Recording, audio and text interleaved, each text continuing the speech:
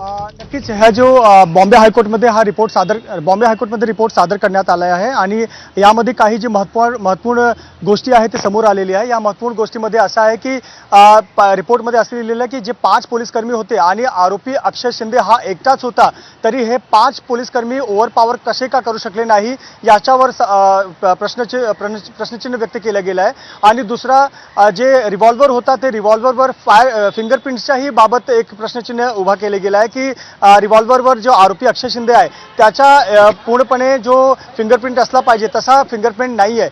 आणि दुसरीकडे हा जे 5 पोलीसकर्मी होते तरीही आरोपी अक्षय शिंदे कशा काय पडायचा प्रयत्न केला आणि एन्काउंटर थेट त्याच्या शरीरावर गोळ्या झाडा गेला तर हा कसा शक्य झाला त्यावर प्रश्नचिन्ह उभा केला गेला आहे।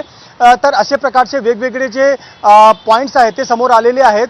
याचे पूर्ण रिपोर्ट 3 वाजता जे ॲडव्होकेट आहेत त्यांना मिळतील, पण हे समोर आलेलं आहे की हा जे कोर्टाचं असं म्हणणं आहे की हा जो एन्काउंटर आहे तो एक फेक एन्काउंटर आहे, फर्जी एन्काउंटर आहे। अक्षय शिंदेचा एन्काउंटर केला गेला आहे। जसा अक्षय शिंदेचे ॲडव्होकेट कोर्टात बोलत होते की हा एक फेक एन्काउंटर आहे आणि 5 जे पोलीसकर्मी आहेत त्यांनी अक्षय शिंदेचा एक फेक एन्काउंटर केला आहे, तर कोर्टानेही हे मान्य केलं आहे। हा जो रिपोर्ट त्यांच्याकडे आलेला आहे त्या रिपोर्टमध्ये असं लिहिलेलं गेलं आहे की अक्षय शिंदेचा एन्काउंटर एक फेक एन्काउंटर होता आणि यामध्ये आता FIR नोंद केलं जाणार आहे। अशाही एक ऑर्डर कोर्टाने दिले आहे की यामध्ये एक FIR नोंद केली पाहिजे आणि जे हे आरोपी आहे त्यांच्यावर एक खटला आहे ते चालला पाहिजे। न्यायालयीन चौकशी समितीच्या अहवालात असं नमूद केलं गेलंय। मृत्युंजय, तुम्हाला विनंती, तुम्ही सोबत राहा।